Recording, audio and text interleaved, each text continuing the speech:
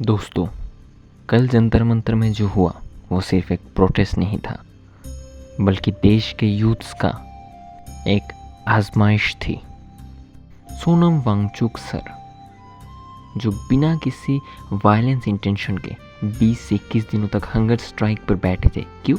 क्योंकि नीट का जो पेपर लीक हुआ उसमें जो स्टूडेंट्स पेपर लीक के बाद सुसाइड किए, उनके लिए खड़े हुए। वो उन्हें वहाँ से हटा दिया गया और सपोर्ट में आए बहुत सारे यूथ्स और स्टूडेंट के ऊपर बहुत ही ब्रूटली तरीके से लाठी चार्ज किया गया।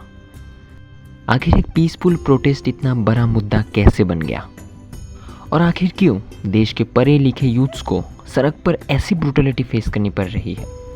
आओ पूरी वीडियो समझते हैं। उससे पहले हेलो दोस्तों, मेरा नाम है Kunal and welcome to Kunal on mic. पहले थोड़ा सा बैकग्राउंड समझ लेते हैं। सोनम वांगचुक सर, जो हमारे देश के महान एजुकेटर्स और इनोवेटर्स और एक साइंटिस्ट के तौर पे जाना जाता है। वो नीट के पेपर लीक्स, सिर्फ नीट नहीं बहुत सारे एग्ज़ाम्स, पर फ़िलहाल नीट के पेपर लीक्स और जो एजुकेशन सिस्टम से उनके खिलाफ वो खड़े हुए और प्रोटेस्ट करने लगे। जंतर मंतर पे हंगर स्ट्राइक 20 से 21 दिनों तक बिना खाए पिए उनका शरीर उनका साथ छोड़ने वाला था। वो बहुत ही कमज़ोरी की हालत में थे। हर रोज़ उनका 8 से 9 केजी वज़न कम होता जा रहा था। उनकी डिमांड बस इतनी सी थी कि गवर्नमेंट से एक जवाब चाहिए, सिस्टम के खिलाफ कुछ खड़ा होना चाहिए, जो स्टूडेंट्स को देखे, जो यूथ्स के लिए खड़े हो। वो तो बस हमारे लिए खड़े होना चाहते थे, आम स्टूडेंट्स के लिए, आम बच्चों के लिए, हमारे फ्यूचर के लिए, देश की फ्यूचर के लिए। उनके इस धरना को सपोर्ट करने के लिए हजार बच्चे, youth, influencer Delhi Jantar Mantar hunger strike पर पहुंच गए। फिर आता है 20 जुलाई 2026, इतिहास का एक काला पन्ना जिसे हम कभी भी रिपीट नहीं करना चाहते। हाँ, वही दिन पुलिस ने जंतर मंतर पर खड़े रहे हर एक यूथ, स्टूडेंट्स, उनके माता पिता, उनके भाई बहन जो भी थे, उनके ऊपर बिना देखे लाठी चार्ज किया, ब्रूटली मारा। सुबह सुबह पुलिस ने जंतर मंतर साइट पर बड़ी सिक्योरिटी लगाई। कोर्ट के ऑर्डर्स और मेडिकल ग्रुप्स के बहुत कहने के बाद सोनम सर को हॉस्पिटल ले जाया गया।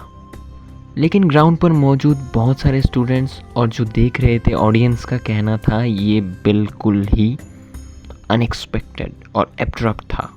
जैसे ही सोनम सर को वहाँ से ले जाया गया, वहाँ पर सिचुएशन और ज़्यादा इंटेंस हो गई।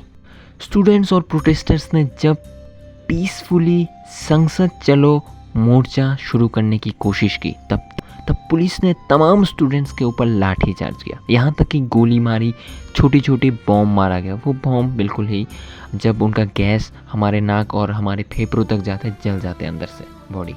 वहाँ पर पुलिस ने जंतर मंतर के चारों ओर एक बैरिकेड लगा दिया और वहाँ पर शुरू हुआ मौत का नंगा नाच। और यहाँ पर ही सिचुएशन आउट ऑफ हैंड हो गई। ग्राउंड रिपोर्ट्स और बहुत सारे कैमरास, मीडिया के कैमरास में दिखाया गया कि पुलिस वहाँ पर पागल हो चुकी थी। पुलिस पर्सनल, प्रोफेशनल सब भूल चुकी थी। सिर्फ उनका काम था कि रोको लोगों को। लोग नहीं थे उनके लिए, वो सिर्फ खिलौने थे। वो इतने बेरहमी से बच्चों के ऊपर, स्टूडेंट्स के ऊपर मार रहे थे, लाठी चार्ज कर रहे थे, यहाँ तक कि गोली मार रहे थे। बहुत बुरा हाल था। इतिहास का वो काला पन्ना हम कभी भी दोबारा नहीं देखना चाहते। पुलिस के इस कार्रवाई ने, इस एक्शन ने हमारे डेमोक्रेसी कंट्री के ऊपर एक सवाल छोड़ दिया, क्या हम सच में आज़ाद हैं? वो लड़के, वो तमाम स्टूडेंट्स, वो सोनम सर, वो किसके लिए खड़े हुए? स्टूडेंट्स के लिए। क्यों खड़े हुए? ताकि उनका फ्यूचर, स्टूडेंट्स का फ्यूचर सेफ हो सके। और क्या हुआ बदले में? क्या हुआ? लाठी चार्ज किया गया, मार दिया गया, बहुत सारों को दबा दिया गया। क्या एजुकेशन मांगना कोई गुनाह है? ये सवाल आज उस हर एक स्टूडेंट, यूथ के अंदर है जो कल जंतर मंतर पर खड़े हुए थे, जो पुलिस की हर एक डंडे के साथ साथ उनके दिल का वो दरवाज़ा भी बंद कर दिया जहाँ पर उन्होंने एक उम्मीद लगाया बैठा था। सोचो, वो यूथ जो खाली हाथ आए थे सिर्फ सवालों के जवाब ढूंढने, कि हमारे साथ ऐसा क्यों हो रहा है, नीट का पेपर क्यों लीक हो रहा है, सिस्टम के बारे में पूछना है। उनके ऊपर उनके डबल उम्र के लोगों ने लाठी से मारा। और यहाँ तक कि नहीं रुके, पुलिस ने लड़कों को मारा। इससे भी कई बड़ी बात है कि उन्होंने लड़के ऊपर भी हाथ उठाए, सर फोड़ दिया, ब्रेस्ट पे मारा, सीने में पैर रख दिए लड़कियों के। बहुत ही ब्रूटल हालत थी। दिल्ली पुलिस से ये उम्मीद बिल्कुल भी नहीं थी। चे गुवेरी ने एक बार कहा था कि अगर आप गलत को गलत नहीं बोल सकते तो आप स्लेवरी के सबसे आखिर के स्टेज पे हैं। और ये बात कहीं ना कहीं यहाँ भी लागू होती है। और बात यहाँ पर भी नहीं रुकी।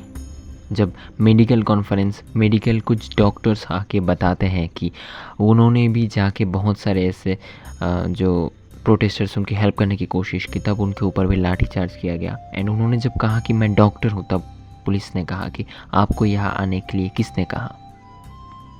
ये कोई सवाल है? हाँ, क्या यही है देश का संविधान, कॉन्स्टिट्यूशन, यही है? पर दोस्तों घबराने की कोई बात नहीं है, क्योंकि सोनम वांगचुक सर के इस जो हंगर स्ट्राइक है, ये अब सिर्फ हंगर स्ट्राइक नहीं रह गया, सिस्टम का सवाल नहीं रह गया, ये अब और इससे भी ज़्यादा बड़ा हो चुका था। क्योंकि इंटरेस्टिंग सी बात है, जो पंजाब की जो किसान थे वो सारे आके जुड़ चुके हैं CJP के साथ। हाँ दोस्तों, आपने सही सुना। अब मिल के पंजाब सिख लौंडे मिलके, हमारे चाचा ताऊ जी मिलके अब लड़ेंगे, सब मिलके। अब तो जीतना पक्का। और इतिहास गवाह के जब सिख ने, पंजाब ने किसी भी स्ट्राइक में, किसी भी धरने में अपना योगदान दिया, वो सफल हुआ ही है।